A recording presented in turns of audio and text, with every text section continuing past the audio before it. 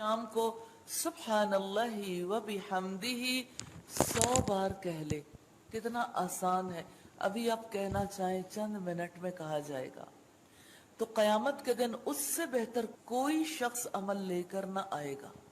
यानी अल्लाह की हम्द कहना, अल्लाह की तस्बीह करना इतना बड़ा काम, मगर जो इतना ही या इससे ज्यादा कहे। हज़रत अबू हुरैरा की रिवायत में है, रसूलुल्लाह ने फरमाया, जिसने सुब्हान अल्लाहि व बिहम्दिही दिन में 100 मरतबा कहा। पहली रिवायत में था ना कि सुबह और शाम को कहा, अब ये कि दिन में किसी ने कहा, उसके गुनाह माफ कर दिए जाते हैं खास समंदर की झाग के बराबर। ये दोनों रिवायात नोट कर लेने की और एक दूसरे को सुनाने की है। बुखारी की 6405 नंबर रिवायत। सैयदना अबू जर कहते हैं कि रसूलुल्लाह ने फरमाया, मैं तुझे वो कलाम न बतलाऊं जो अल्लाह को बहुत पसंद है। मैंने अर्ज किया कि ए अल्लाह के रसूल, मुझे वो कलाम बताइए जो अल्लाह को बहुत पसंद है। आपने फरमाया कि अल्लाह ताला का पसंदीदा कलाम सुब्हानल्लाहि व बिहम्दिही है।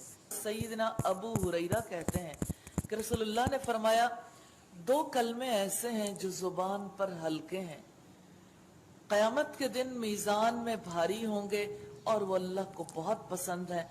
वो ये है सुब्हानल्लाहि व बिहम्दिही सुब्हानल्लाहिल अज़ीम।